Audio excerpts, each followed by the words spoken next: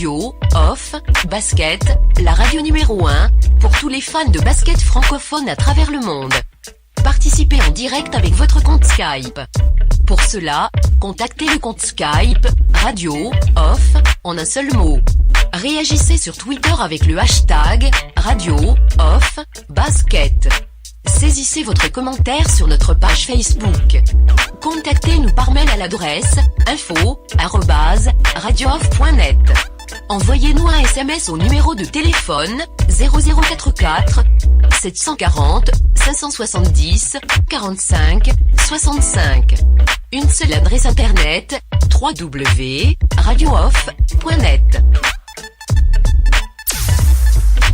Vous êtes bien sur Radio Off Basket, la radio qui vous parle de NBA, la radio qui vous écoute. Basketball, c'est le mieux à la radio. Now, decide not to use it. Curry, way downtown. Bang! No. Anthony for three. Bang! In your face, all over the place. We're online 24/7. 24/7. You're listening to the hottest internet station. Radio Hall of Fame Basketball. The first NBA radio for all the fans around the world. Radio Hall of Fame Basketball. We talk about NBA. We talk about passion. We are your radio.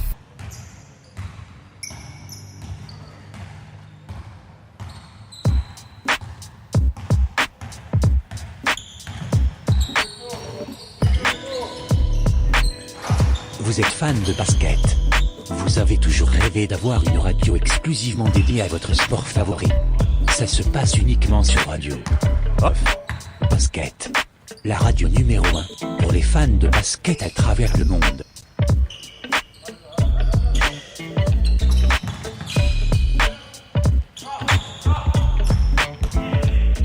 Une première sur le marché francophone.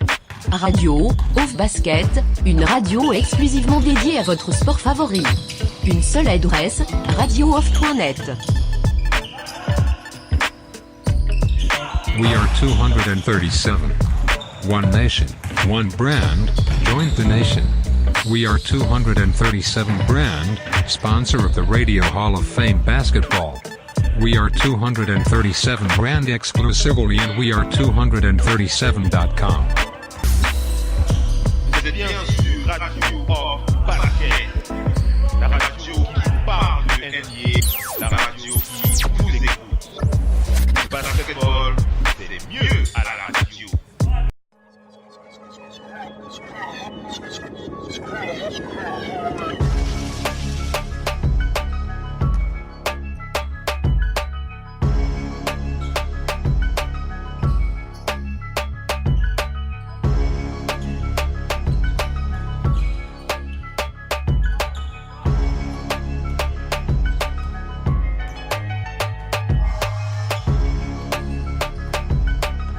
Le génie d'un des meilleurs joueurs de tous les temps. Le King James. L'adresse sans commune mesure de Stephen Curry. La force brutale d'un Russell Westbrook. L'imprévisibilité d'un James Harden. Et le style inatteignable d'un Kevin Durant. Toutes ces choses, vous pouvez les vivre sur Radio Off Basket, grâce à notre partenariat officiel, NBA League Pass.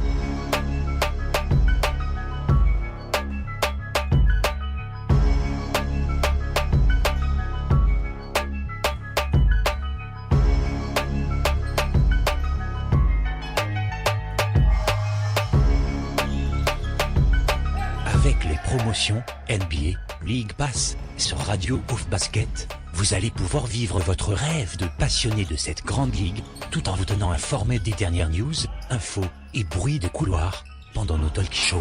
Alors n'hésitez pas.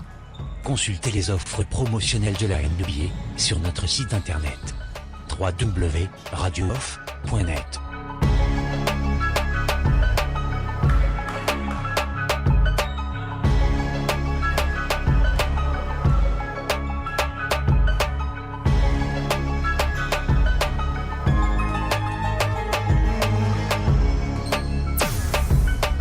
Vous êtes bien sur Radio Off Basket, la radio qui vous parle de NBA, la radio radio qui vous écoute. Basketball, c'est mieux à la radio.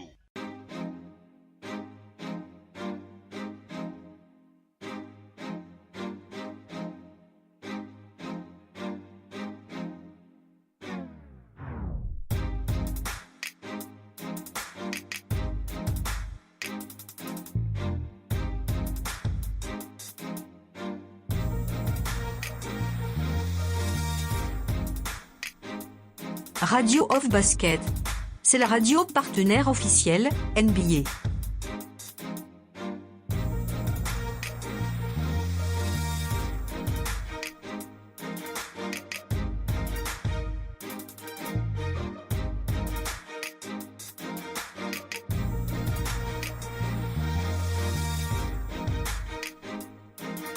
Laissez-vous emporter dans les coulisses de la NBA.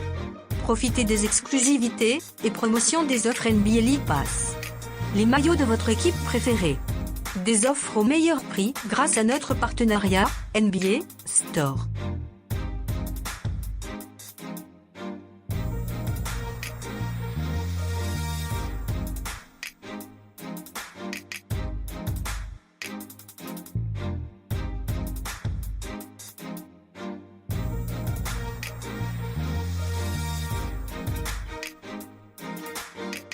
Avec Radio of Basket, vous avez l'opportunité de vivre l'expérience de la NBA, comme nulle part ailleurs. Alors n'hésitez pas.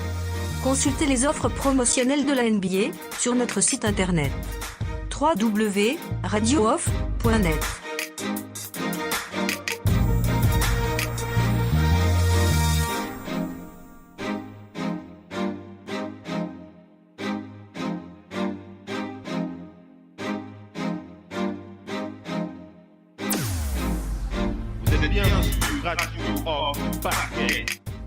La radio qui vous parle de NBA, la radio qui vous écoute. Basketball, c'est mieux à la radio.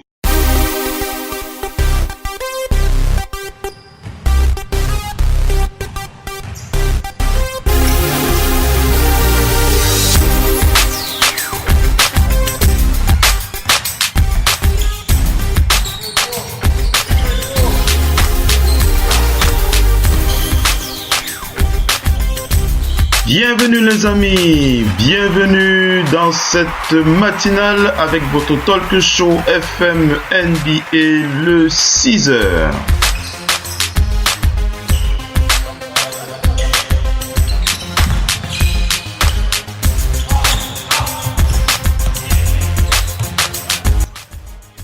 FM NBA le 6h, c'est le petit déjeuner façon Radio Off Basket pour rester connecté à l'actualité, à toute l'actualité, à l'intégralité de la nuit en NBA.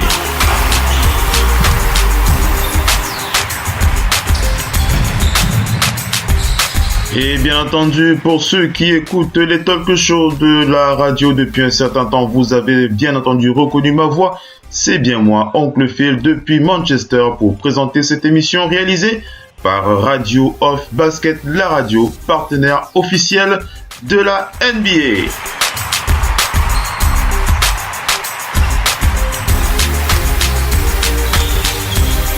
Allez les amis, on enchaîne donc rapidement ce talk show matinal, ce petit déjeuner matinal façon Radio Off, avec les résumés de la nuit, les films de la nuit, les up and down, quels sont les joueurs qui nous ont plu, quels sont les joueurs qui nous ont déçus, quelles sont les équipes qui nous ont surprises, quelles sont les équipes qui ne nous ont pas surprises, etc., etc. Autant d'éléments à partager avec vous pour cette nuit NBA exclusivement sur Radio Hall of Fame Basket, la radio numéro 1.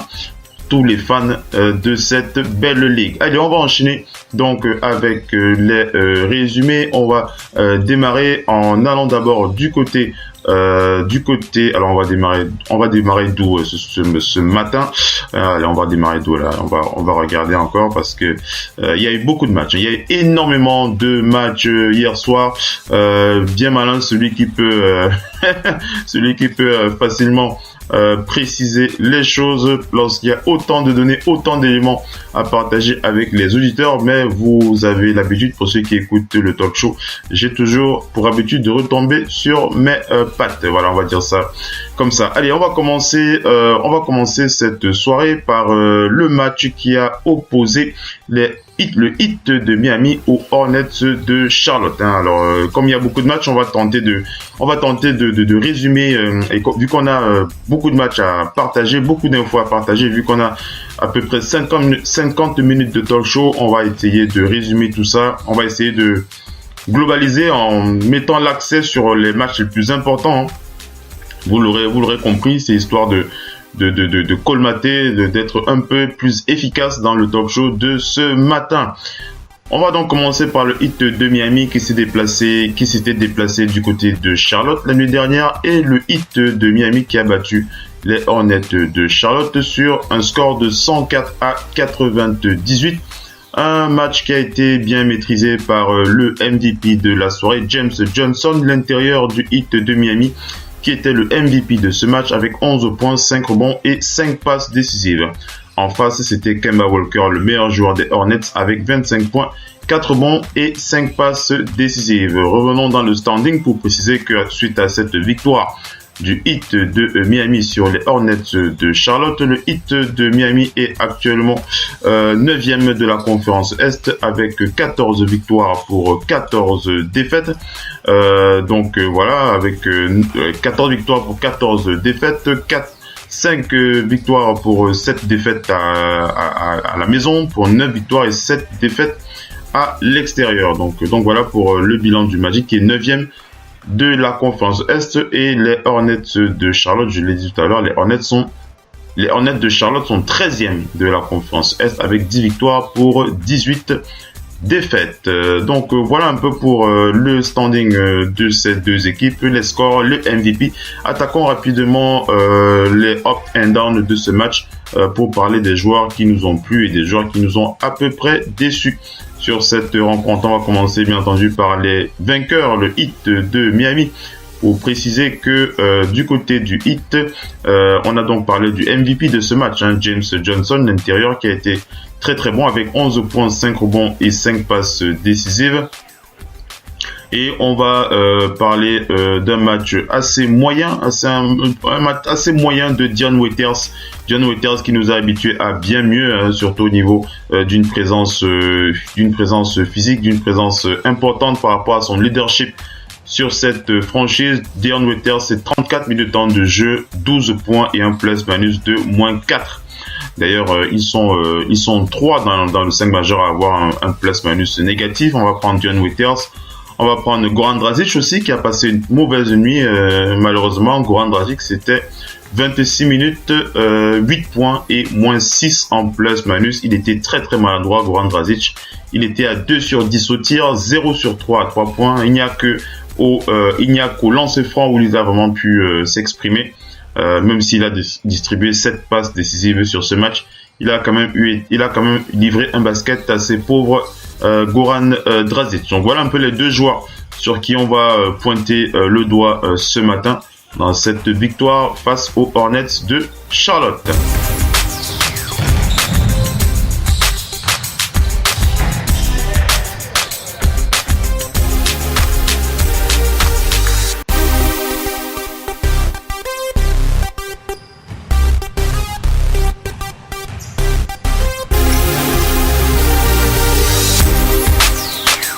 Allez, on enchaîne avec le match suivant, mesdames et messieurs. On va attaquer la rencontre qui a opposé les Pistons de Détroit aux Pacers d'Indiana. Et ça, c'est une rencontre très très importante, mesdames et messieurs, qu'on va vous résumer. On va vous raconter le film de ce match. Un match qui était très très attendu par les fans et par moi aussi en particulier. On rappelle donc que les Pistons de Détroit ont battu les Pacers d'Indiana. Les Pistons de Détroit qui ont relevé la tête suite à 2 semaines assez compliquées après leur retour de voyage. Ils ont donc repris les chemins de la victoire avec avec ce match gagné sur les Pacers d'Indiana. 104 pour les Pistons, 98 pour les Pacers d'Indiana. On rappelle que les Pistons sont actuellement 6e de la conférence Est. Ils remontent bien au classement. On rappelle que les Pistons étaient descendus vers la 9e place de la conférence Est il y a encore quelques jours. Ils remontent doucement au classement avec 16 victoires pour 13 défaites. Les Pistons de Détroit, on rappelle aussi que les Pacers d'Indiana, avec cette défaite, descendent à la 7e place, juste en dessous des Pistons, avec 16 victoires pour 13 défaites. Donc voilà pour le standing des deux équipes. Rattaquons le film de ce match pour rappeler que les Pistons de Détroit se sont déplacés sur le parquet de l'Indiana, des Pacers, pour ne pas repartir avec une nouvelle défaite. Ils n'avaient pas l'intention de se laisser une fois de plus marcher sur les pieds par cette belle équipe des Pacers. Andre Drummond finit le match avec 23 points et 13 rebonds. Et bien entendu, il a aidé ses coéquipiers à battre les Pacers sur un score de 104 à 98. Reggie Bullock, on rappelle que Reggie Bullock est le promu de cette équipe des Pistons de Détroit depuis un certain temps, le coach Stan Van Gundy, qui le préfère à Stanley Johnson. Reggie Bullock qui a donc terminé avec 15 points et qui a 15 points pour lui, ce qui a permis de donner un écart de 22 points aux Pistons de Détroit face aux Pacers dans la nuit. On rappelle que le coach Stan Van Gundy a déclaré que je pensais vraiment que que ça allait être dur jusqu'à la fin, mais vraiment nous nous sommes battus comme nous avons pu. Nos gars se sont accrochés sur le parquet, ils ont bien géré la pression. Nous avons juste continué à jouer notre jeu et nous avons obtenu nous avons réussi des bons systèmes. J'aurais pris une victoire de 15 points, mais voilà, je pense que quand vous devez être bon, vous devez être aussi capable de gagner de différentes manières. On rappelle que Indiana avait pris le leadership du match on rappelle que Indiana avait mis une pression sur les Pistons de Détroit sur les 8 dernières minutes du match suite à un 3 points de l'intérieur du pivot Miles Turner, suite à une tentative de Miles Turner qu'il avait finalement raté. Miles Turner qui a tenté Miles Turner qui a tenté de donner le leadership à son équipe sur la fin du match avec un 3 points dans les 30 dernières secondes du match, mais malheureusement son tir n'était pas rentré dans le panier. Victor Oladipo, le meilleur joueur des Pacers, était à 26 points, 8 rebonds pour l'Indiana. On rappelle que Miles Turner était à 24 points et 8 rebonds.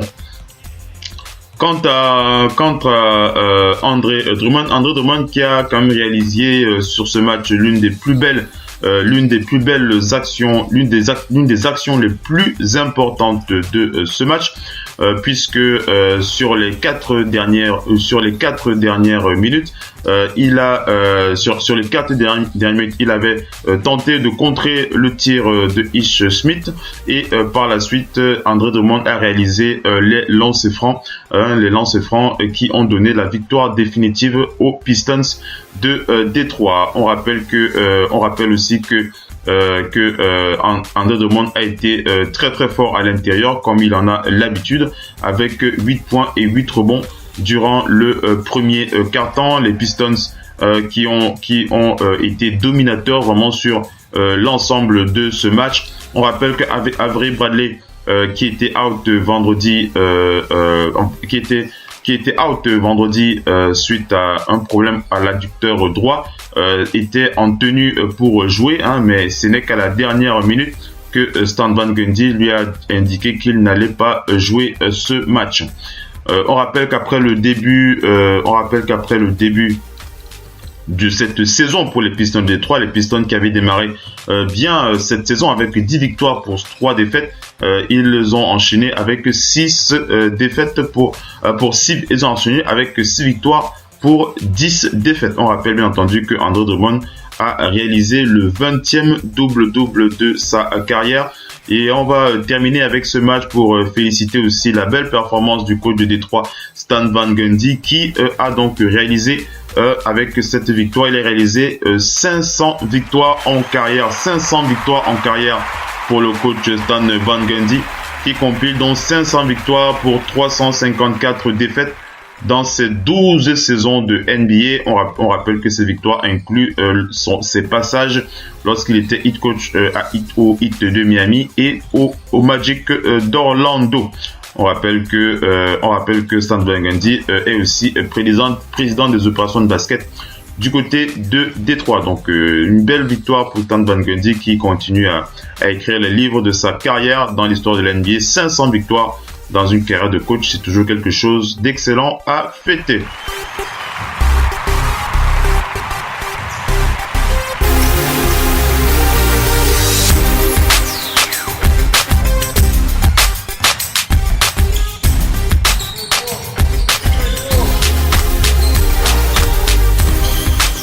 Allez, on enchaîne avec la suite de ce résumé FM NBA, le 6h, la matinale NBA exclusivement sur Radio Hall of Fame Basket. On va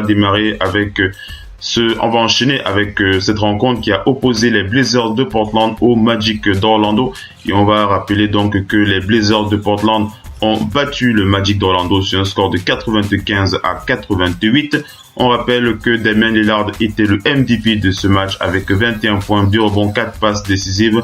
En face, c'était Nikola Vucevic, le meilleur joueur du Magic, avec 26 points, 14 rebonds et une passe décisive. On rappelle qu'après ce match, les Blazers de Portland sont 6e de la conférence Ouest en face du Magic d'Orlando qui 6e de la conférence Ouest avec 15 victoires pour 13 défaites, alors que le Magic d'Orlando avec cette défaite est donc le Magic d'Orlando qui est 12e de la conférence Est avec 11 victoires pour 19 défaites. Attaquons rapidement les up and down de cette rencontre pour préciser que du côté des vainqueurs, on a déjà parlé de Damian Lillard qui était le meilleur joueur, mais il a surtout impulsé sur leur scoring. Damian Lillard qui au niveau de sa présence, au niveau de la défense, a été un petit peu aux abonnés absents, puisqu'il avait quand même un plus-minus de -9 malgré ses 21 points en 36 minutes.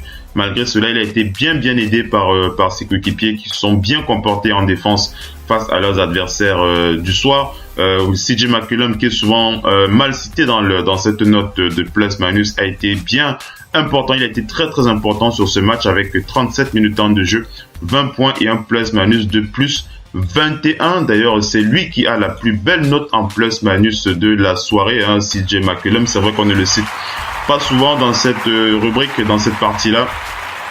Donc on peut vraiment soutenir l'effort qu'il a apporté, CJ McCollum. Et on va aussi féliciter le banc des Blazers qui ont globalement très bien joué leur partition. On peut notamment parler de la belle présence de Shabazz Napier. Shabazz Napier qui en 20 minutes de jeu a scoré 8 points avec un plus-minus de plus 12. Allons du côté du Magic d'Orlando pour parler on a déjà parlé du meilleur joueur de ce match, Nikola Vucevic. Nikola Vucevic, c'était donc 35 minutes de jeu et 26 points marqués, même s'il a eu un plus-minus de -2. On va surtout regretter le match de Mario Hezonja. Mario Hezonja qui aurait pu faire mieux sur ce match face aux Blazers de Portland. Mais on rappelle que c'est un très jeune joueur, il n'a que 22 ans. 21 minutes de jeu, 4 points, -14 en plus-minus. C'est la plus mauvaise note de ce soir du côté du Magic d'Orlando. Mais on va mettre ça bien entendu sur le côté de son manque d'expérience face aux Blazers. Et on va aussi regretter un peu le manque d'implication d'Aaron Gordon, même si on va pas lui rejeter la faute aussi. On rappelle que Aaron Gordon revient d'un protocole de commotion cérébrale et il ne pouvait pas se donner aussi à 100%. Il a terminé le match avec 25 minutes, 13 points et -11 en plus-minus, donc c'est parfaitement excusable, donc c'est parfaitement compréhensible pour Aaron Gordon.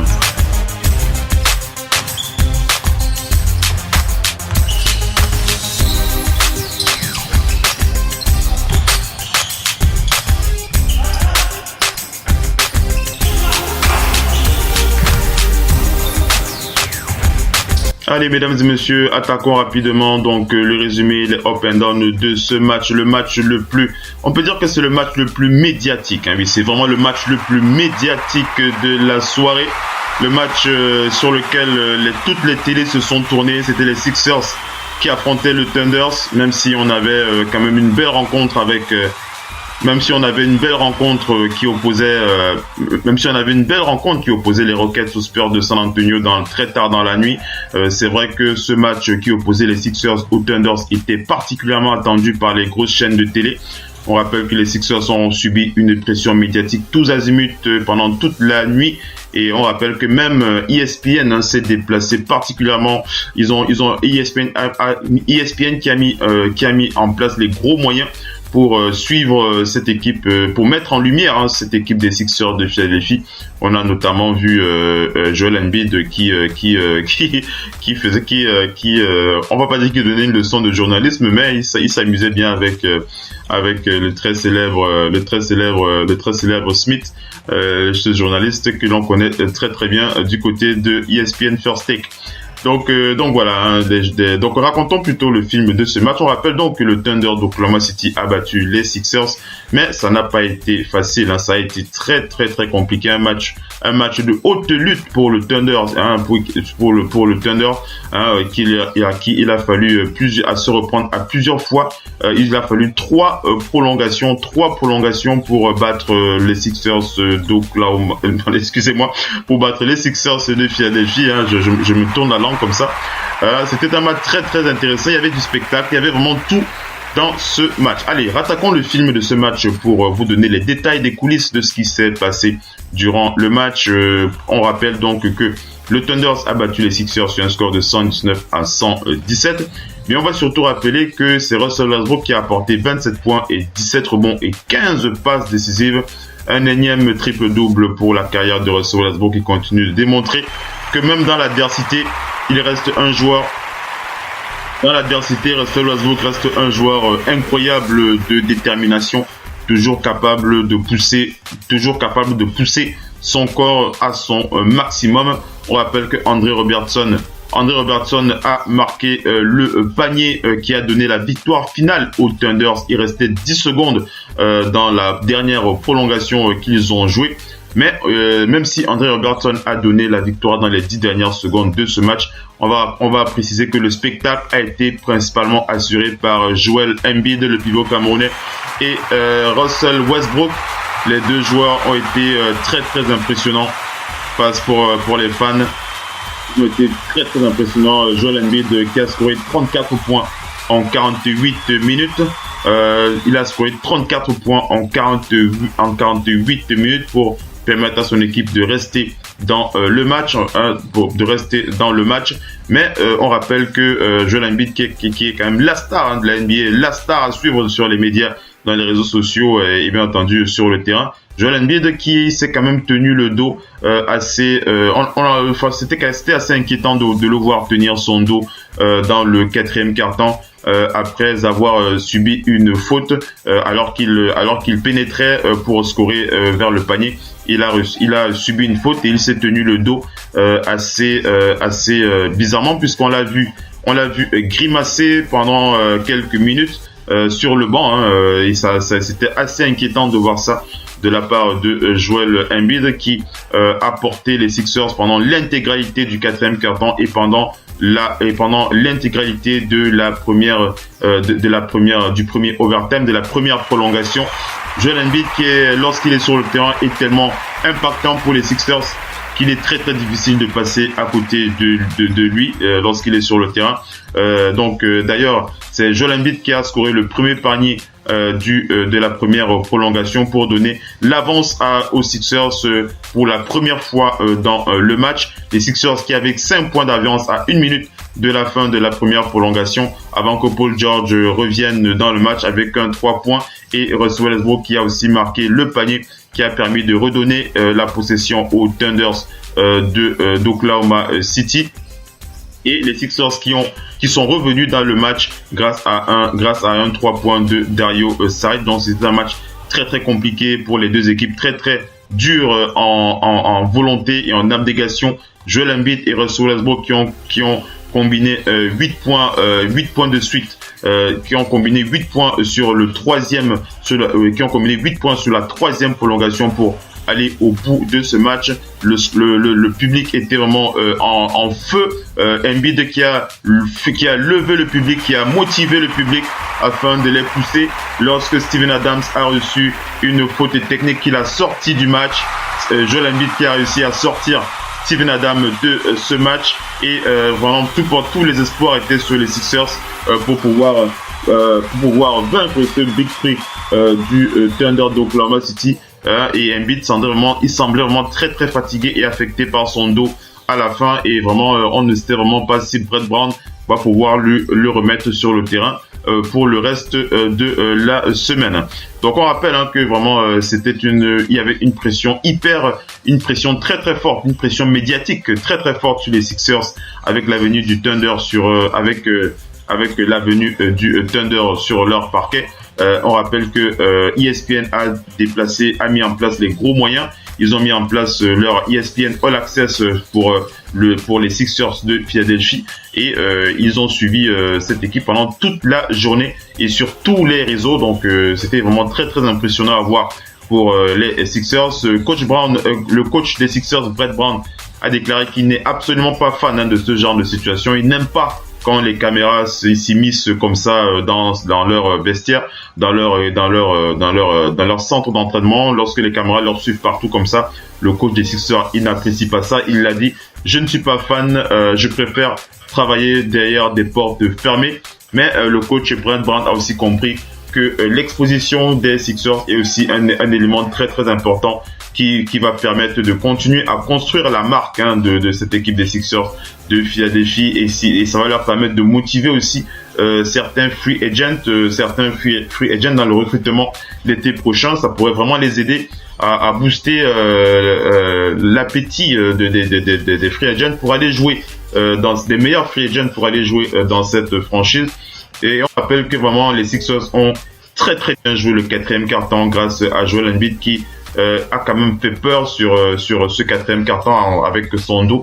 Mais tout s'est bien passé par la suite puisque Embiid a tenu le choc sur les 3 prolongations qui ont suivi.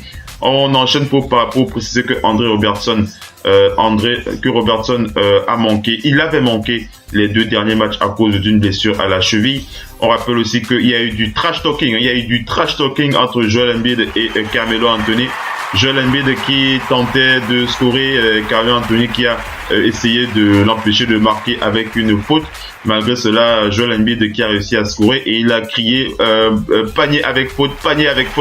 Et bien entendu, Carmelo Anthony lui a répondu. Ils se sont balancés quelques petits mots comme ça, quelques petits mots sympas. Ça fait partie du trash talking. On rappelle que Carmelo Anthony sur ce match était quand même à 24 points. On rappelle que Carmelo a franchi la barre des 20 points seulement 2 fois sur les 10 derniers matchs depuis qu'il est à Oklahoma City. Et d'après ce qu'il se raconte, tout porte à croire que Carmelo Anthony est en train de se préparer pour son retour au Madison Square Garden. Carmelo Anthony qui pourrait avoir une grosse nuit pour essayer de punir cette équipe du Madison des Knicks de New York. Avec qui il a passé l'une des pires saisons de sa carrière. C'est ce qui se dit. On verra comment il va se comporter sur ce match.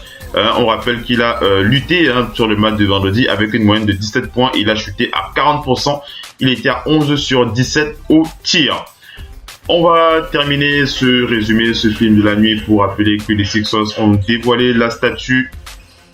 Ils ont dévoilé la statue du meneur de légende, le Hall of Famer, le Hall of Famer de cette équipe, Maurice Cheeks. Donc la statue a été dévoilée en dehors du complexe de leur complexe dans le New Jersey.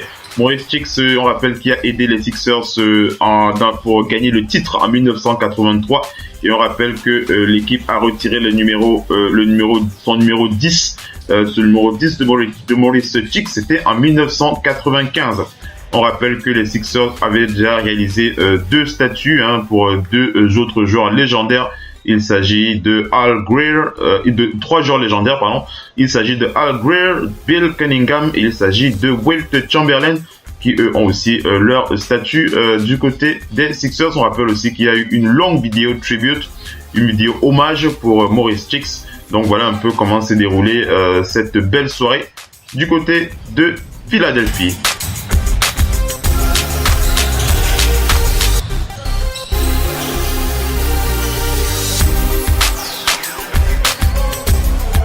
Allez, attaquons maintenant les up and down de ce match pour parler des choses qui ont fâché, des joueurs qui nous ont un petit peu déçus, d'autres qui nous ont plutôt plu. Et on va bien entendu remettre à César ce qui appartient à César, le MVP de ce match, Russell Westbrook.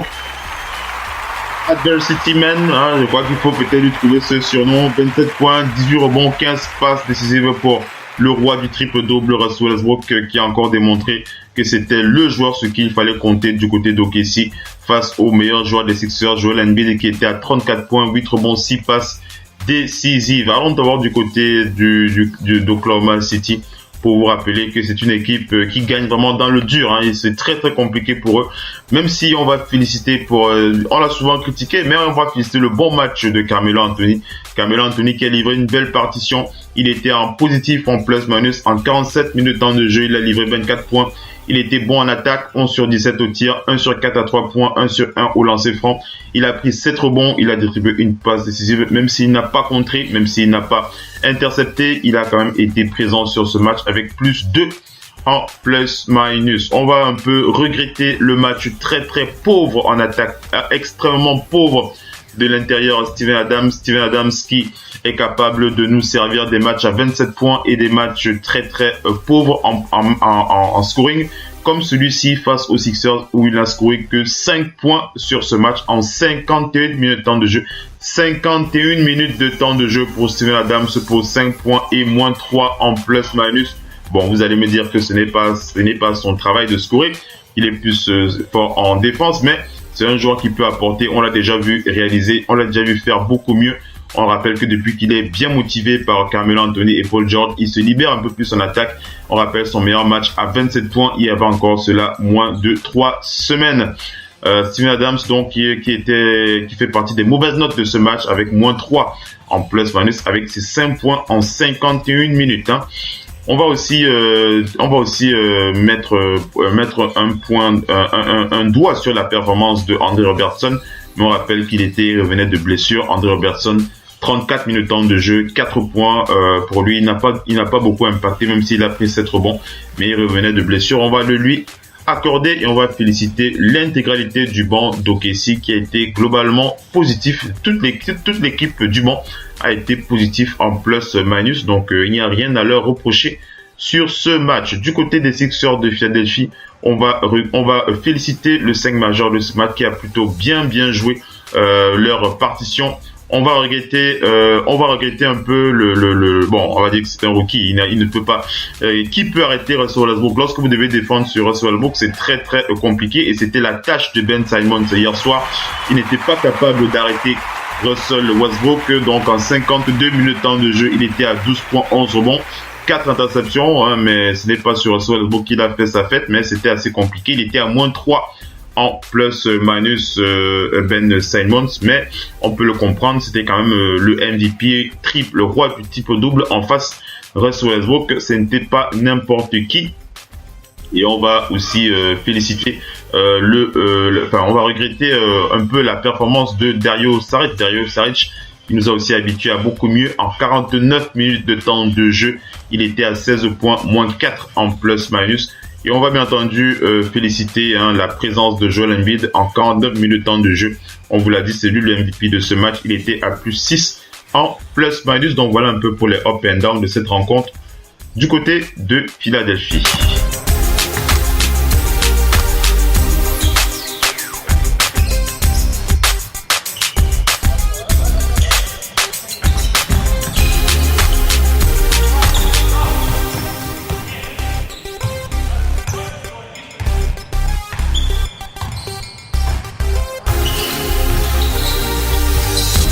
Allez, on enchaîne avec la suite des résumés, les up and down de la nuit pour aller donc du côté de cette rencontre qui a opposé les Clippers de Los Angeles aux Wizards de Washington. Et on va rappeler donc que c'était une belle victoire des Wizards de Washington sur les Clippers sur un score de 100 à 91.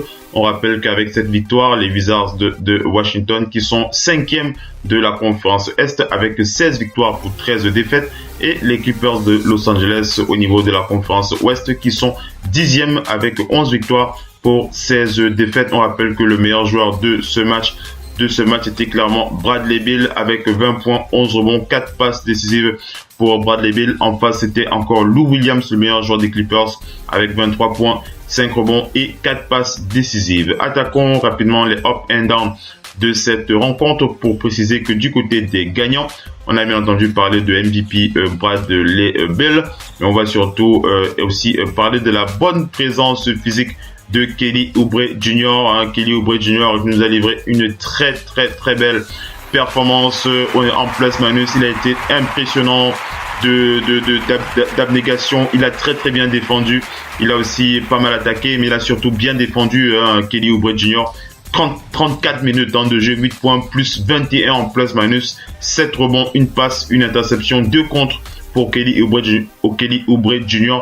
qui a usé vraiment de sa présence physique pour avoir la meilleure note sur ce match en plus-minus. Il était à plus 21. Et on va aussi féliciter le très bon match de Mike Scott. Mike Scott, en 24 minutes de jeu, il était à 9 sur 10 au tir, plus 18 en plus-minus avec 22 points en 24 minutes. C'est très bon pour l'intérieur Mike Scott, le vétéran de 29 ans, 5 ans de NBA, ce joueur qui a vraiment parfaitement joué son rôle en sortie du banc avec Kelly Oubre Jr. Ce sont les deux joueurs qui ont permis aux 5 majeurs de faire le taf sur ce match, et on va féliciter l'intégralité du 5 majeur des Wizards. Aucun joueur n'a eu de mauvaise note en plus-minus face aux Clippers. Du côté des Clippers de Los Angeles, on va regretter on va d'abord félicitons le match assez intéressant de l'intérieur Montrezl Harrell. En sortie du banc, il était en 16 minutes de jeu, il a scoré 5 points, il avait un plus-minus de plus 11, donc il a plutôt fait sa part du job en sortie du banc, mais on va regretter vraiment le 5 majeur des Clippers qui a vraiment été extrêmement décevant hier soir face aux Wizards de Washington. Les Clippers de Los Angeles, DeAndre Jordan a reçu la palme de la plus mauvaise note de la soirée en plus-minus. DeAndre Jordan, c'est 34 minutes de jeu, 12 points, moins 23 en plus-minus. DeAndre Jordan n'a absolument pas impacté en défense malgré une interception et un contre réalisé sur ce match, mais c'est bien insuffisant lorsqu'il faut stopper ses adversaires du soir. Et on va aussi regretter la mauvaise performance aussi, la mauvaise implication défensive de Lou Williams qui, malgré ses 23 points en 33 minutes, a eu la deuxième plus mauvaise note de ce match en plus-minus. Il était à moins 20 avec DeAndre Jordan. Ce sont les deux joueurs qui ne se sont pas appliqués, deux vétérans qui auraient pu pousser, remonter leurs coéquipiers, qui auraient pu s'impliquer plus en défense pour marquer de l'heure en pointe ce match. Ça n'a pas été le cas. Ils sont capables de beaucoup mieux, ces joueurs du côté des Clippers.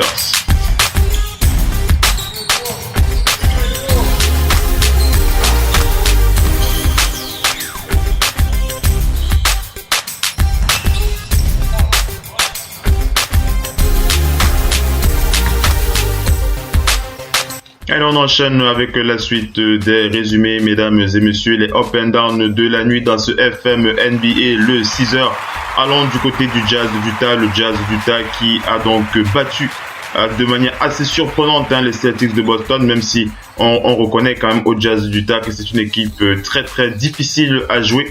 Mais lorsque l'on voyait les Celtics de Boston avec toute leur force, c'est trop dire, ils n'avaient pas toute leur force sur le terrain, puisqu'on rappelle quand même que Marcus Morris était absent. On va revenir sur son cas, mais on se disait quand même que les Celtics allaient pouvoir remporter leur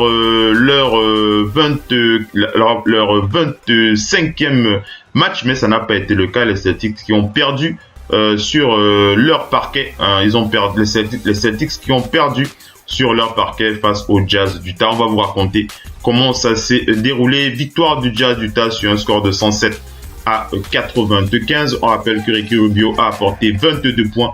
Donovan Mitchell, le rookie, le meilleur joueur au scoring de cette équipe, a apporté 17 points, 9 passes et 5 rebonds pour le rookie Donovan Mitchell pour permettre au Jazz d'Utah de battre les Celtics de Boston. Donc un match très bon de la part du rookie. On rappelle que le Français, le pivot, le candidat à ce titre de meilleur défenseur de l'année, le Français Rudy Gobert, a quitté le terrain très tôt dans le premier quart-temps à cause d'une blessure au genou gauche. D'ailleurs, il y a eu beaucoup de blessures sur ce match. On va vous raconter ça. Écoutez bien, Rudy Gobert qui est sorti au premier quart-temps à cause d'une blessure au genou gauche. Ensuite, il y a eu Derrick Favors. Derrick Favors donc on rappelle d'abord que Rudy Gobert, on termine avec Rudy Gobert pour préciser. Donc il s'est blessé au genou gauche après un contact avec son coéquipier Derrick Favors qui est tombé sur sa jambe. Puis Rudy Gobert a pu se relever, il a pu marcher pour sortir du terrain par lui-même, mais il n'est pas revenu en jeu. Rudy Gobert qui est resté en observation du côté du Jazz. On n'a pas de nouvelles par rapport à sa situation, mais on l'a vu sortir tout seul sur le terrain, donc tout porte à croire qu'il pourrait revenir plus tôt que prévu. On rappelle que, je veux dire dans les jours qui viennent pour Rudy Gobert. Mais il n'est pas revenu en jeu après sa sortie dans le premier quart-temps, Rudy Gobert, sur ce match. D'ailleurs, on finalise ce dossier Rudy Gobert pour préciser qu'il n'a réalisé que 2 minutes sur le parquet, 2 minutes pour récupérer un rebond, et après il a eu cette blessure c'est ce choc, cette blessure, voilà, qui l'a obligé à sortir et il n'est pas revenu sur le parquet. On rappelle que dans le deuxième quart-temps, le joueur Daniel Theis s'est blessé, il a eu une blessure au visage, et il a reçu un coup au visage, donc il est sorti aussi dans le second quart-temps. On rappelle que Jaylen Brown a aussi donné un coup de coude au niveau du front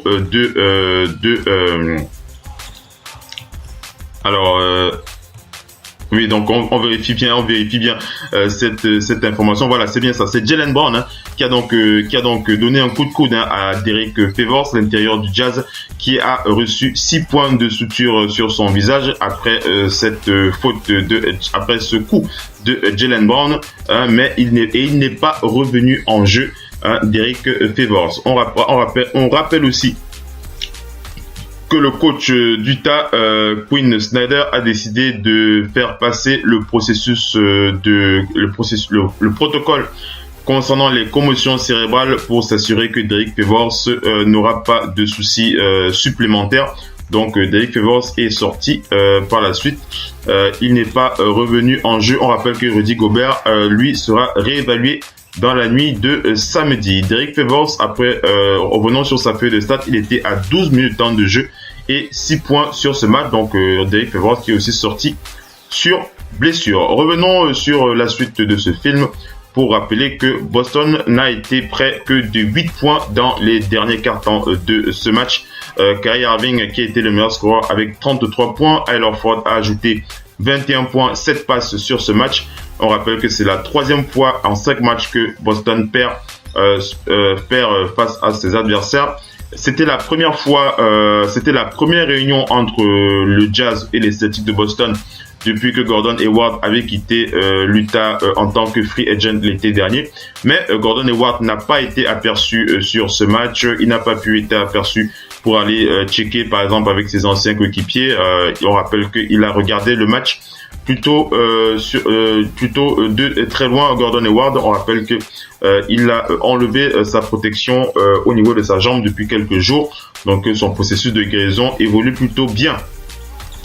On rappelle que c'est le 9e match de la saison pour Kyrie Irving avec 30 points ou plus. Et on rappelle aussi que le second quart-temps a été très très compliqué pour Kyrie Irving qui était à 0 sur 14 au second quart-temps. Donc c'est quelque chose à préciser.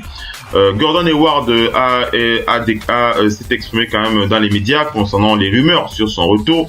Gordon Hayward qui a précisé qu'il est ouvert à rejouer cette saison si l'opportunité lui était offerte, mais tout va dépendre de la rapidité avec laquelle il va pouvoir guérir avec la façon dont il va progresser dans sa guérison. Gordon Hayward qui a déclaré que mon esprit est totalement ouvert, je suis ouvert si l'on m'accorde la possibilité de revenir sur le parquet et que je suis bien capable de jouer, je n'hésiterai pas à le faire.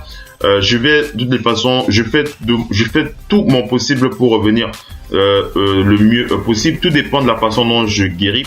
Ça se passe jour après jour, objectif après objectif. Donc on va voir comment les choses évoluent. On rappelle que Gordon Hayward a retiré son protège-pied depuis quelques jours, ce qui montre vraiment que les choses évoluent plutôt bien. On continue à parler blessures. On termine ce film pour parler blessures.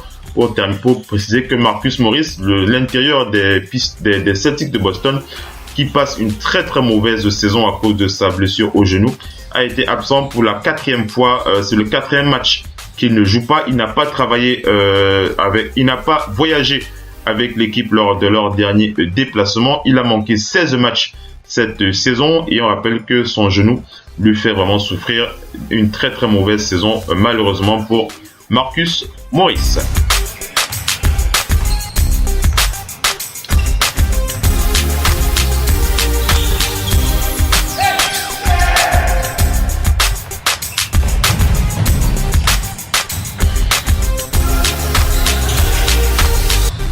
Allez, attaquons bien entendu les up and down de ce match qui a opposé le Jazz d'Utah aux Celtics de Boston. On va aller donc du côté des vainqueurs, le Jazz d'Utah qui s'est plutôt bien comporté. Le 5 majeur a eu un comportement exemplaire sur ce match. Personne n'a eu de mauvaises notes. Bien entendu, on le sait, Rudy Gobert et Derek Favors ont dû quitter le match sur blessure. Donc on ne va pas leur rejeter de faute. Les remplaçants ont aussi bien joué leur partition. Ils ont bien défendu. Il n'y a pratiquement personne à pointer du doigt sur ce match du côté du Jazz d'Utah. Du côté des Celtics de Boston, on va regretter le mauvais match de Kyrie Irving malgré ses 33 points. Kyrie Irving qui était capable de beaucoup mieux au niveau de ses implications en défense. Kyrie Irving qui a eu la 2e plus mauvaise note en plus-minus de ce match. Il était à moins 10 en 37 minutes de jeu, 33 points et moins 10 en plus-minus. Donc il a été assez pauvre. On va aussi regretter la performance du rookie Jason Tatum. Il était à moins 7 en plus-minus en 26 minutes de jeu. Il a scoré 7 points. Et Harrison Barnes a aussi été assez pauvre. 16 minutes de jeu, 2 points, moins 9 en plus-minus. Donc voilà un peu des mauvaises notes comme ça que l'on va attribuer aux 5 majeurs des Celtics de Boston. Et du côté des remplaçants, on va aussi regretter le très très mauvais match du jeune Terry Rozier. On rappelle qu'il est quand même, c'est sa 2e saison à 23 ans pour le très jeune Terry Rozier. 19 minutes de jeu, 0 sur 4 au tir, 0 sur 2 à 3 points.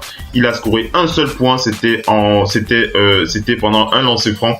Et en défense, il n'a pas su impacter avec 19 minutes de jeu. Il a eu la plus mauvaise note en plus-minus de son équipe. Il était à moins 16. Donc voilà un peu pour les up and down du côté de Boston.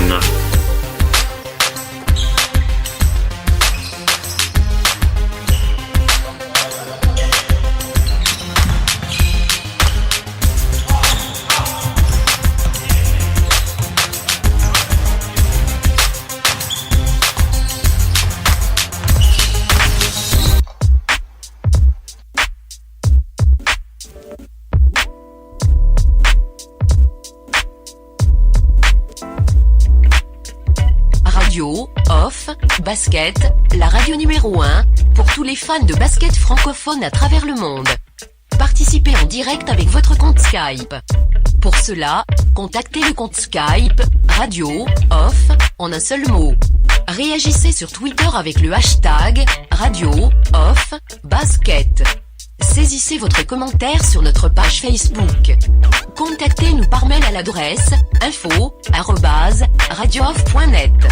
Envoyez-nous un SMS au numéro de téléphone 0044 740 570 45 65. Une seule adresse internet www.radiooff.net. Vous êtes bien sur Radio Off Balaké, la radio qui parle de NBA, la radio qui vous écoute. Basketball, c'est le mieux à la radio. Decide not to use it. Curry, way downtown. Bang! No. Anthony for 3. Bang! In your face, all over the place. We're online 24/7. 24/7. You're listening to the hottest internet station. Radio Hall of Fame Basketball. The first NBA radio for all the fans around the world. Radio Hall of Fame basketball. We talk about NBA. We talk about passion. We are your radio.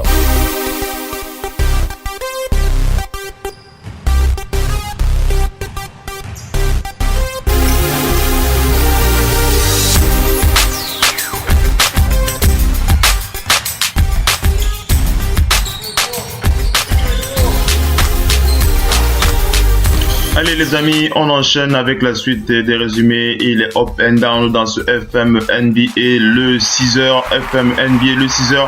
On va attaquer la rencontre qui a opposé les Nets de Brooklyn aux Raptors de Toronto. On rappelle que les Raptors de Toronto ont logiquement battu les Nets de Brooklyn sur un score de 120 à 87. Attaquons rapidement le film de ce match pour rappeler que Kyle Lowry, le meneur des Raptors de Toronto, a réalisé le 11e triple-double de sa carrière. 11 triple-doubles pour Kyle Lowry. DeMar DeRozan a scoré 31 points pour permettre à son équipe de remporter ce 9e match de suite, cette fois face aux Nets de Brooklyn. Dans la nuit de vendredi, on rappelle que Serge Ibaka a rajouté 18 points. Jonas Valanciunas a ajouté 14 points pour permettre aux Raptors de gagner ce 8e match consécutif à la maison.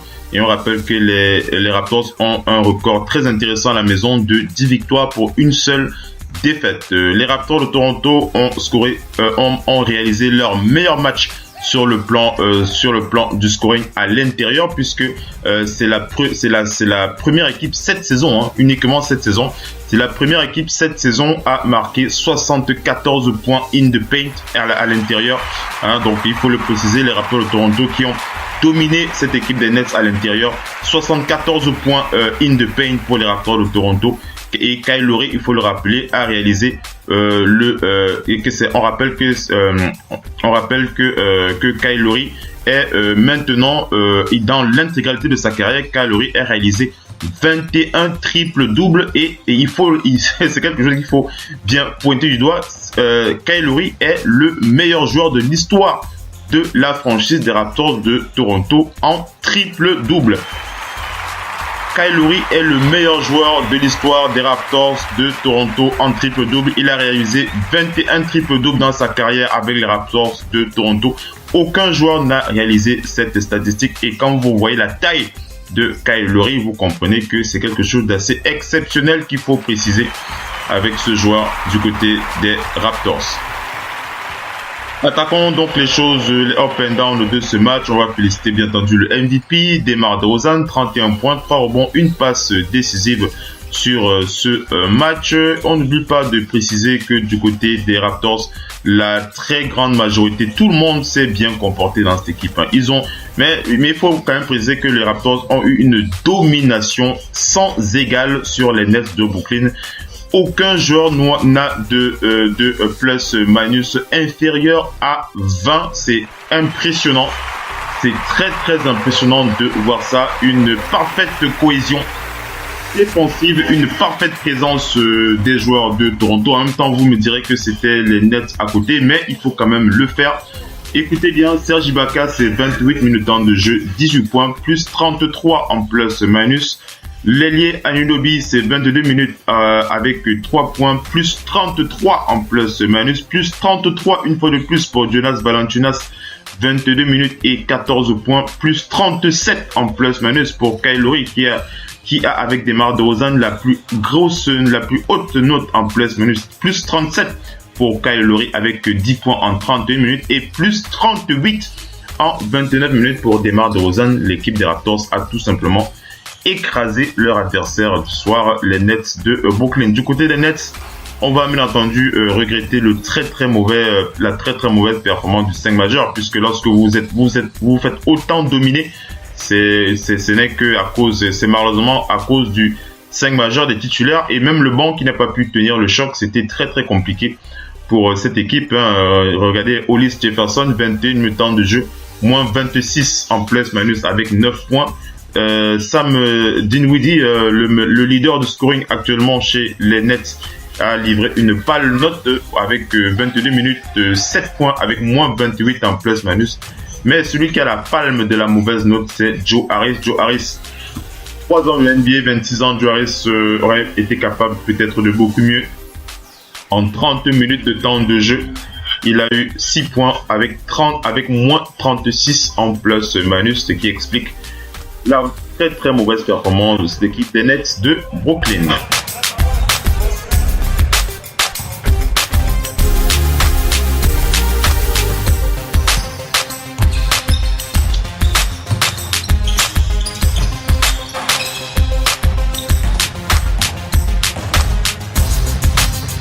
Allez, on enchaîne avec les résumés, les up and down de la nuit pour parler de cette rencontre qui a opposé deux équipes du bas du classement, deux équipes qui avaient à cœur de se racheter, les Hawks d'Atlanta face aux Grizzlies de Memphis. Et ce match s'est clôturé sur la fin avec une avance très très faible des Grizzlies de Memphis. 96 pour les Grizzlies, 94 pour les Hawks d'Atlanta. On rappelle que sur ce match, Terry Evans a été le joueur qui a porté son équipe avec 22 points et le lay-up à 1 minute de la fin du match pour permettre aux Grizzlies de conserver cet avantage de 96 sur 94 pour confirmer la victoire de leur équipe face aux Hawks d'Atlanta. Attaquons les up and down de ce match pour rappeler que du côté des Grizzlies, c'est donc, je l'ai dit, Terry Evans, le MVP, avec 22 points, 2 rebonds, 3 passes. On va regarder comment ça se passe du côté des cadres de cette équipe. Marc Gasol qui était plutôt pas mal. Marc Gasol sur ce match, 33 minutes de temps de jeu. Un meilleur match que il y a encore quelques jours. 33 minutes plus 1 en plus-minus, 13 points, 6 rebonds, 5 passes, 2 contre, 1 interception pour Marc Gasol, l'Espagnol qui remonte petit à petit, qui ressort petit à petit la tête hors de l'eau. On va plutôt pointer du doigt le mauvais match de l'arrière Andrew Harrison qui en 23 minutes de temps de jeu était à 10 points et moins 2 en plus-manus. On va aussi parler du manque d'implication du joueur de l'intérieur en sortie du banc, Jarrell Martin. Jarrell Martin, c'est un très jeune joueur, deuxième saison NBA, donc on peut le comprendre. Il a eu 19 minutes de temps de jeu. 19 minutes de temps de jeu et 0 points pour Jarrell Martin. Il aurait pu faire mieux. Donc voilà, on va comprendre quand même son statut. C'est un très très jeune joueur. Donc voilà un peu pour les up and down du côté de Memphis. Allons du côté d'Atlanta pour pointer du doigt la mauvaise performance en sortie du banc de l'ailier Luke Babbitt. Qui est le vétéran de 28 ans, 7 ans de NBA. Luke Babbitt qui en 13 minutes de temps de jeu a eu 2 points et il a eu la plus mauvaise note en plus-minus avec moins 12. Mais au niveau du 5 majeur, globalement, il y a très très peu de mauvaises notes en plus-minus. Donc c'est une équipe qui a plutôt bien composé son basket.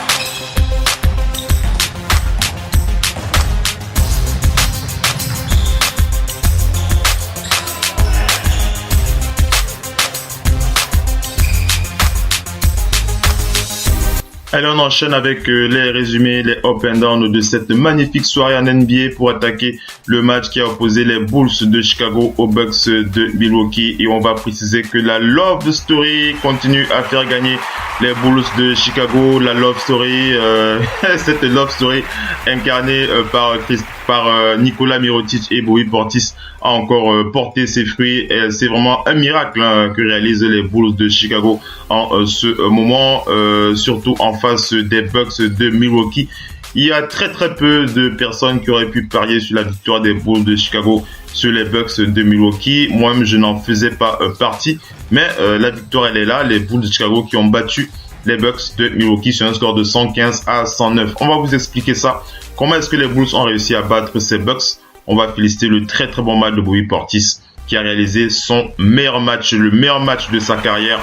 Pour l'instant, Bobby Portis, 27 points, 12 rebonds pour l'intérieur des Bulls. qui ont gagné leur 5e match consécutif en battant les Bucks. On rappelle que Nikola Mirotic était aussi très très bon sur ce match. L'intérieur qui a scoré 22 points sur cette rencontre. Hein, on rappelle que Nikola Mirotic a converti les lancers francs qui ont donné l'avantage final aux Bulls de Chicago à 1 minute 7 secondes de la fin du match. Nikola Mirotic a inscrit les lancers francs qui ont confirmé la victoire des Bulls de Chicago sur la fin de match. Eric Bledsoe et Rashad Devon ont manqué après bien entendu les lancers francs réussis de Nikola Mirotic. Les Bucks avaient la possibilité de revenir au score pour gagner le match puisqu'il restait 1 minute, mais Eric Bledsoe et Rashad Devon ont raté chacun de ces joueurs ont tiré à 3 points, mais ils n'ont pas réussi à les mettre. Ils ont raté leurs 3 points respectivement. Et Nikola Mirotic a enchaîné avec 3 lancers francs qui ont scellé la victoire des Bulls à 13 secondes de la fin du match. Il n'y avait rien à faire. Les Bulls de Chicago qui sont vraiment portés par ces deux joueurs, Nikola Mirotic et Bobby Portis. C'est vraiment le good luck charm de cette équipe des Bulls de Chicago. Nikola Mirotic et Bobby Portis. Giannis a apporté 29 points, 16 rebonds pour les Bucks. Chris Middleton a scoré 29 points et Bledsoe a apporté 12 points et 7 passes sur ce match. Alors il y a un événement quand même assez triste qu'il faut quand même partager avec vous. C'est la fin de saison du joueur des Bucks de Milwaukee, Mirza Teletovic, qui sa saison est terminée du côté des Bucks, puisque les Bucks ont annoncé jeudi que Mirza Teletovic souffre d'une embolie pulmonaire au niveau de ses 2 poumons. On rappelle qu'il avait déjà manqué 3 mois de saison régulière en raison de caillots de sang dans ses poumons. Lorsqu'il jouait du côté des Nets de Brooklyn, c'était en 2015. Et il a une fois de plus, il a donc encore des problèmes avec cette fois avec de l'embolie pulmonaire avec ses 2 poumons pour les Bucks de Milwaukee, et c'est très très critique. C'est la raison pour laquelle sa saison est donc terminée, et pour lui c'est une question de vie plutôt qu'une question de basket, a déclaré le coach des Nets, des Bucks de Milwaukee, Jason Kidd qui a ajouté: nous espérons vraiment qu'il se rétablisse du mieux possible et on espère qu'il aura l'occasion de revenir et de jouer. On termine avec les Bulls pour préciser que le rookie Lauri Markkanen n'a pas voyagé avec les Bulls de Chicago pour aller à Milwaukee. C'est le 3e match consécutif qu'il rate à cause d'un problème au dos. Et on rappelle que le coach Fred Hoiberg a décidé de le garder sous observation. Il a précisé que Lauri Markkanen se sent beaucoup mieux, mais il préfère continuer à le garder en observation dans un protocole sûr pour s'assurer qu'il puisse revenir dans les meilleures dispositions possibles.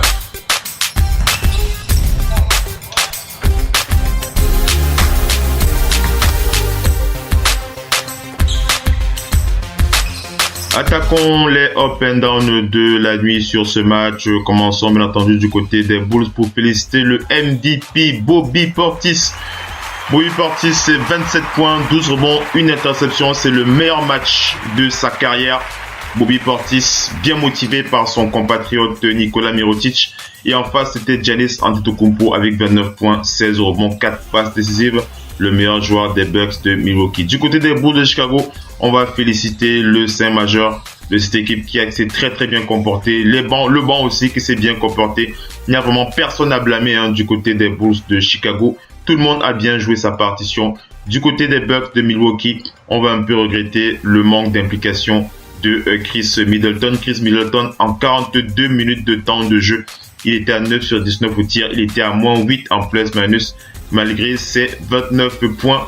Et on va aussi regretter le manque de présence de Eric Bledsoe qui en 34 minutes de temps de jeu a scoré 12 points. Il était à 5 sur 13 au tir, 1 sur 5 à 3 points et il avait moins 6 en plus-minus.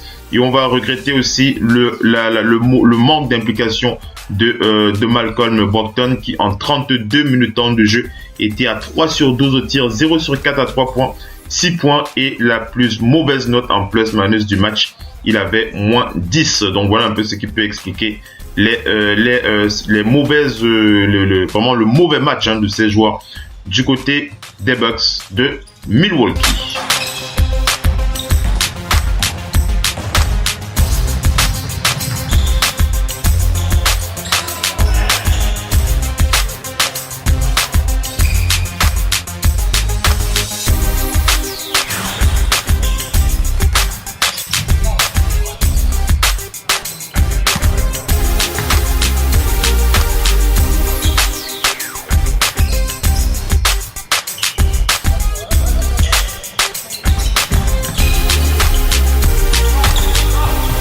Allez, on enchaîne avec ces résumés, les up and down de la nuit dans ce FM NBA, le 6h.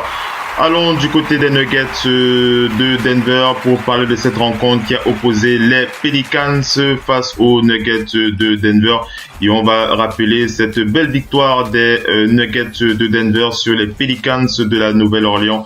C'est un score de 117-111. On va rappeler que c'est après prolongation que les Nuggets ont réussi à battre ces Pelicans. Et on va rappeler que Anthony Davis a terminé MVP de ce match avec 28 points, 12 rebonds, une passe décisive. Et le meilleur joueur des Nuggets, le MVP de ce match, ce n'est pas Anthony Davis, c'est plutôt Trey Lyles. C'est Trey Lyles puisque le vainqueur, c'est toujours celui qui est dans l'équipe gagnante. Donc c'est Trey Lyles, le MVP de cette rencontre, avec 19 points, 7 rebonds, 3 passes décisives. Et bien entendu, le meilleur joueur des Pelicans, c'était Anthony Davis avec 28 points, 12 rebonds et une passe décisive. Rattaquons rapidement les choses qui fâchent, les choses qui ont été encourageantes dans cette rencontre. En commençant par les vainqueurs du côté des Nuggets de Denver. On va féliciter l'intégralité du l'intégralité du 5 majeur, les titulaires des Nuggets qui ont tous une note positive en plus-minus. Ils ont une parfaite implication, que ce soit en attaque ou en défense. Et au niveau des remplaçants, on ne va vraiment rejeter la faute sur pratiquement personne. On rappelle que Nikola Jokic revient, il revient petit à petit suite à certaines absences. Il a eu 22 minutes de temps de jeu, 13 points et moins 4 en plus-minus. Donc c'est la seule petite chose que l'on peut observer du côté de Denver, mais il n'y a vraiment rien à reprocher à cette équipe. Dans la nuit, on va aller du côté des Pelicans pour regretter la mauvaise performance des titulaires de cette équipe. Écoutez plutôt, vous avez Eton Moore, 40 minutes de temps de jeu, 4 points, moins 20 en plus-minus. Eton Moore, c'est la plus mauvaise note de ce match. Du côté des Pelicans, il était à 2 sur 8 au tir, 0 sur 2 à 3 points. On continue avec les mauvaises notes pour pointer du doigt le manque d'implication de Rajon Rondo qui en 29 minutes était à 9 points et moins 13 en plus-minus. Et DeMarcus Cousins, malgré ses 29 points en 33 minutes, a terminé le match avec un plus-minus de moins 9. Donc, ce qui peut expliquer la performance de cette équipe. Mais on va quand même rappeler que les Pelicans sont quand même pénalisés par le manque de banc, puisque les Pelicans n'ont joué qu'avec 3 remplaçants durant cette rencontre. Donc, il faut comprendre c'est difficile lorsque vous devez jouer un match de cette envergure et que vous n'avez que 3 remplaçants, uniquement 3 remplaçants sur ce match. Je vais les lister, comme ça va vous permettre de savoir de qui on parle, puisqu'il y avait Darius Miller, l'ailier Darius Miller qui a eu 24 minutes de temps de jeu. Darius Miller, pour ceux qui ne le connaissent pas, c'est un joueur de 27 ans qui a eu 3 ans de NBA. Darius Miller, il a eu 24 minutes, il a scoré 8 points, il a eu un plus-minus positif. On peut aussi citer Dante Cunningham, le deuxième remplaçant de cette équipe, l'ailier Dante Cunningham qui est un vétéran de 8 ans de NBA. Il a 30 ans, donc il a eu 29 minutes de temps de jeu. Il a eu moins 4 en plus-minus, plus 5, avec 5 points, pardon. Et le meneur de jeu, Jameer Nelson, le vétéran Jameer Nelson, qui a eu 24 minutes de temps de jeu. Il a scoré 3 points et il a eu plus 7 en plus-minus. Donc c'est compliqué lorsque vous devez jouer avec uniquement 3 remplaçants sur un match. C'est compliqué, donc on peut comprendre cette défaite des Pelicans. Beaucoup de choses qui expliquent aussi la mauvaise performance de cette équipe. Et c'est des choses dont on ne parle pas souvent. C'est important à préciser sur ce match.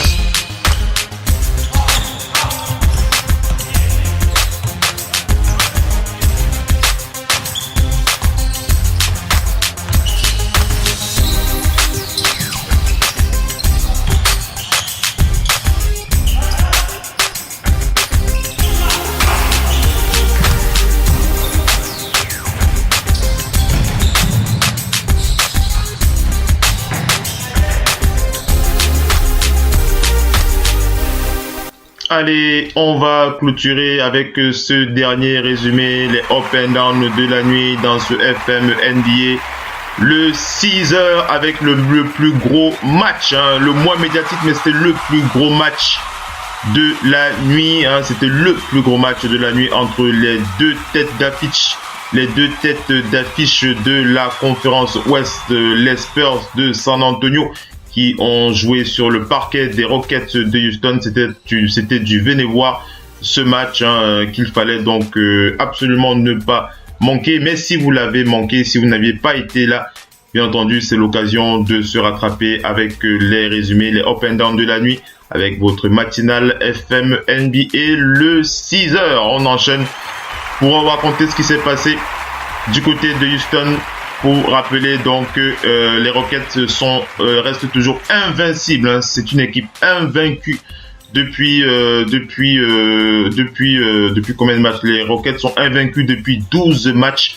Maintenant, 23 victoires, 4 défaites pour les Rockets de Houston, qui sont toujours premiers. Ils ont gagné leurs 10 derniers matchs, 12 victoires de suite pour les Rockets de Houston. Les Spurs de San Antonio sont 3e avec 19 victoires pour 10 défaites. Pour cette équipe du coach Greg Popovich. Allez, racontons le film de ce match pour vous expliquer ce qui s'est passé. Et on va féliciter le très très gros match de Chris Paul. Chris Paul est d'une efficacité incroyable, mesdames et messieurs. Chris Paul, depuis que Chris Paul est sur le terrain avec les Rockets de Houston, cette équipe ne perd plus. Cette équipe a gagné en certitude. Cette équipe connaît jouer son basket. Cette équipe a une maîtrise des fondamentaux en matière de basket, en matière d'attaque, en matière de défense, en matière de rotation. C'est une équipe incroyablement qui fait incroyablement plaisir à voir jouer. Et Chris Paul est principalement et aussi l'un des gros acteurs du succès de cette équipe des Rockets. Et il a encore prouvé face aux Spurs de San Antonio. Alors qu'il y avait beaucoup de questions sur la cohabitation entre ces deux joueurs, beaucoup de questions, beaucoup de monde doutait de ce duo du côté de cette équipe entre James Harden et Chris Paul. Et ce qu'il faut préciser, c'est que les deux joueurs ne forment pas, on fait une petite aparté comme ça pour préciser que les deux joueurs ne forment pas véritablement un duo dans cette équipe. Il faut vraiment le préciser.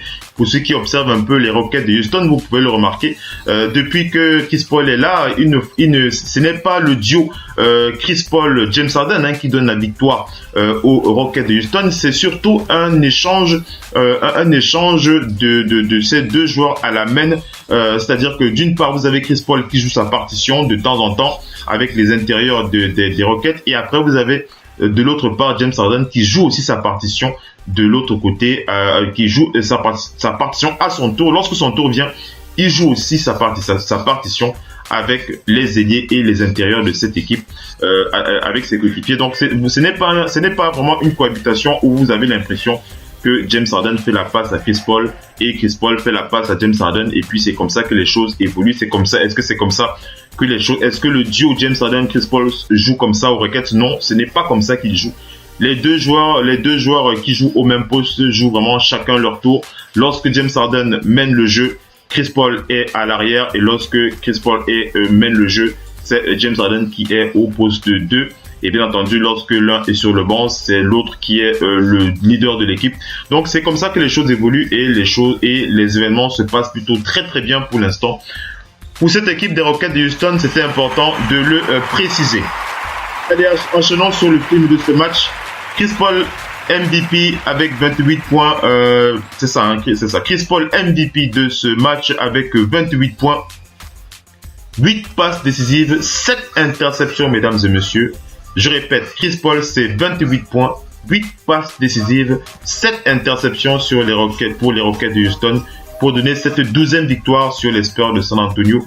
Chris Paul qui est devenu le premier joueur, écoutez bien, Chris Paul est devenu le premier joueur de l'histoire de la NBA avec cette statistique face aux Spurs de San Antonio. Aucun joueur dans l'histoire de la NBA n'avait réalisé cette statistique face aux Spurs de San Antonio. 28 points, 8 passes décisives et 7 interceptions. Donc c'est quelque chose qu'il faut pointer du doigt.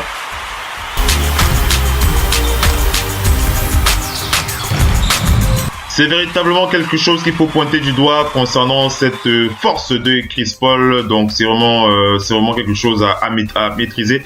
Et on va on avait Chris Paul qui jouait sa partition à la perfection de son côté, et de l'autre côté, en face de lui, à côté de lui plutôt, devrais-je dire, on avait son coéquipier James Harden qui lui a livré l'un de ses pires matchs de la saison. James Harden qui lui, lorsqu'il avait le ballon pour diriger cette équipe des Rockets, a eu beaucoup de mal à jouer.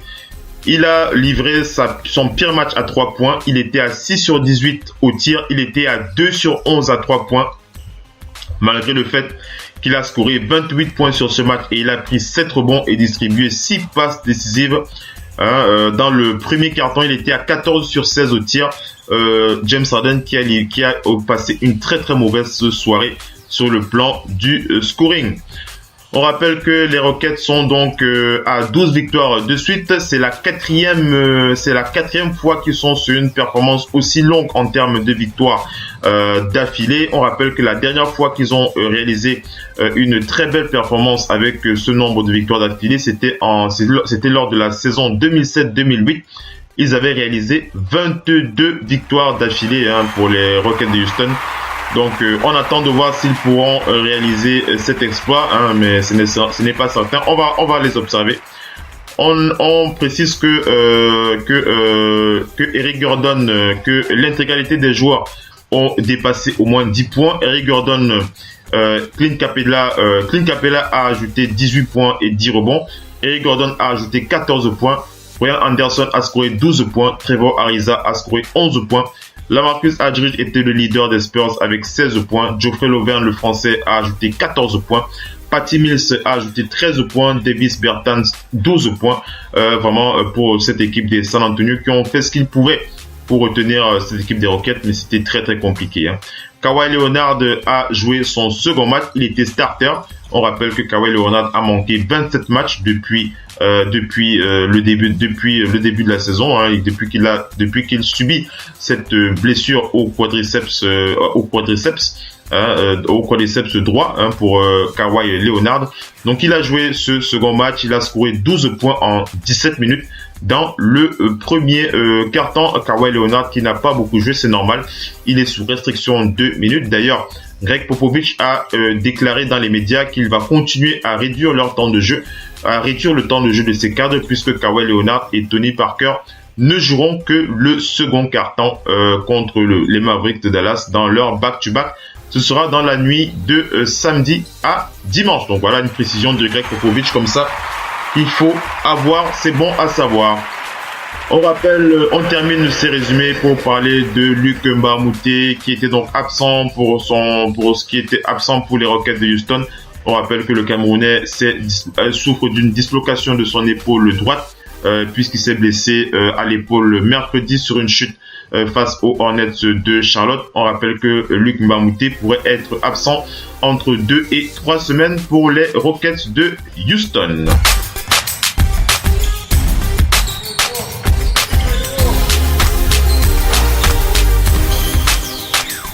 Allez, enchaînons avec les choses qui fâchent, les choses qui nous ont plu dans les up and down de cette rencontre qui a opposé les Spurs de San Antonio aux Rockets de Houston.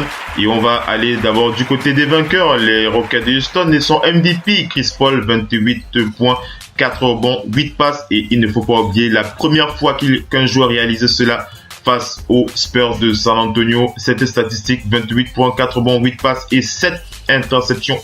C'est vraiment une grosse performance de Chris Paul face aux Spurs. Geoffrey Lauvergne, le français, était le meilleur joueur du côté des Spurs avec 14 points, 4 rebonds et 2 passes. Et lorsque vous avez un Geoffrey Lauvergne, meilleur joueur du côté des Spurs face aux Rockets de Houston, vous devez vite vous douter qu'il y a quelque chose qui devait se dérouler, quelque chose qui n'allait pas du côté de San Antonio. Allons du côté, bien entendu, ça ne remet pas en question le talent du Français, mais c'est vrai qu'il y a des joueurs beaucoup plus impactants dans cette équipe de San Antonio. Ce n'est pas un secret de Polichinelle. Allons du côté des Rockets de Houston pour rappeler que le 5 majeur s'est très très bien comporté sur ce match.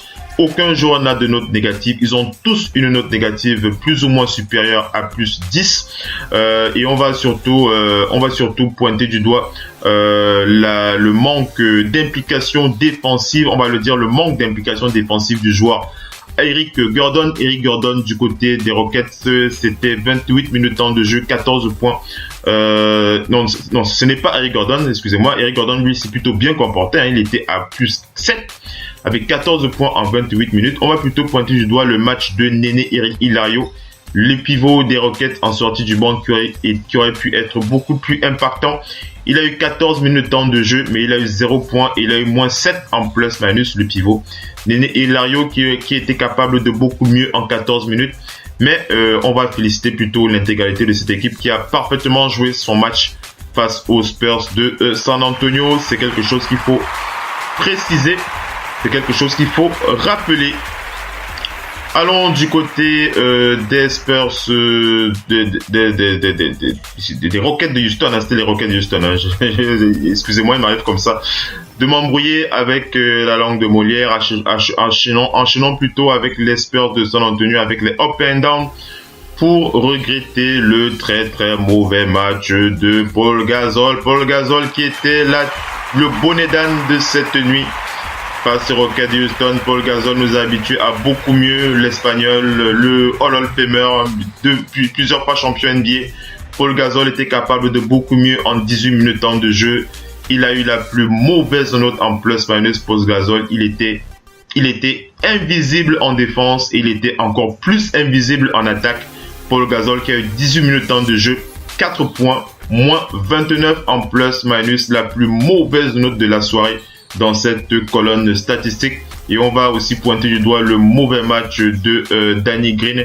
Danny Green, c'était 19 minutes temps de jeu, 2 points, moins 22 en plus-minus. Vraiment, il n'a absolument rien foutu sur ce match, Danny Green. Il est capable de beaucoup mieux.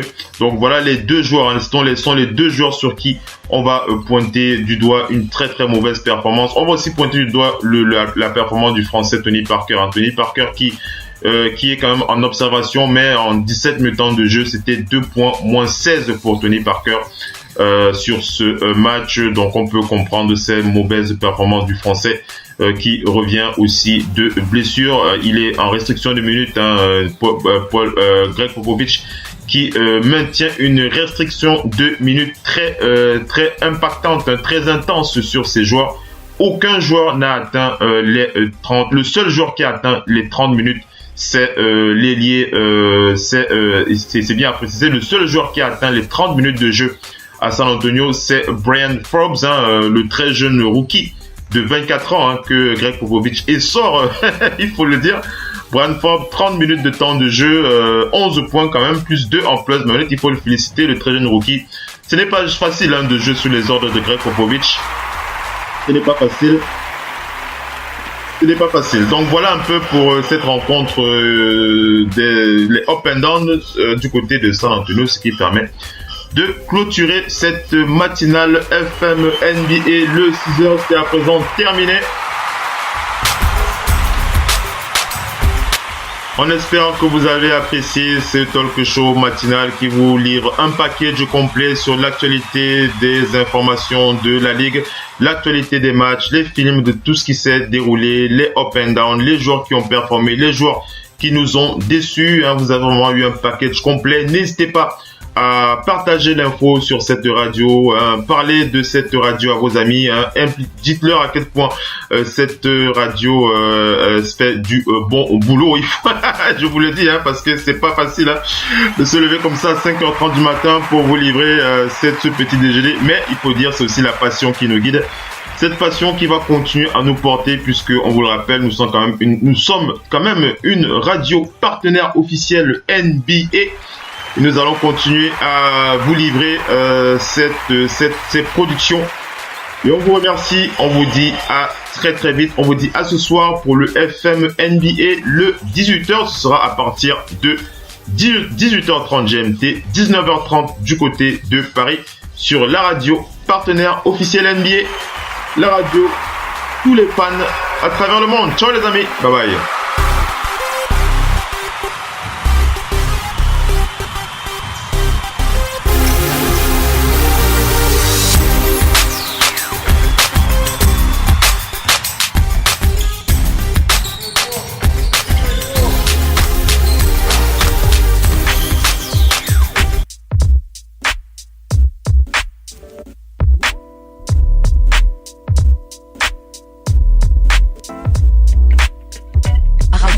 Off, Basket, la radio numéro 1, pour tous les fans de basket francophone à travers le monde.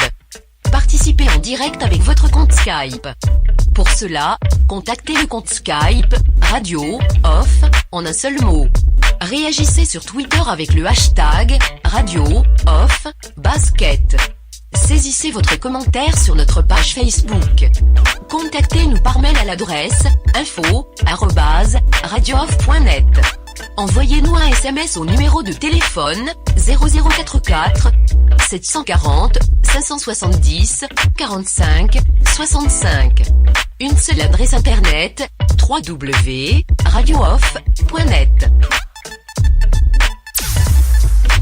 Vous êtes bien sur Radio Off Paraquet, la radio qui vous parle de NBA, la radio qui vous écoute. Basketball, c'est les mieux à la radio. Now, decide not to use it. Curry, way downtown. Bang! No. Anthony for three. Bang! In your face, all over the place. We're online 24/7. 24/7. You're listening to the hottest internet station. Radio Hall of Fame Basketball. The first NBA radio for all the fans around the world. Radio Hall of Fame Basketball. We talk about NBA. We talk about passion. We are your radio.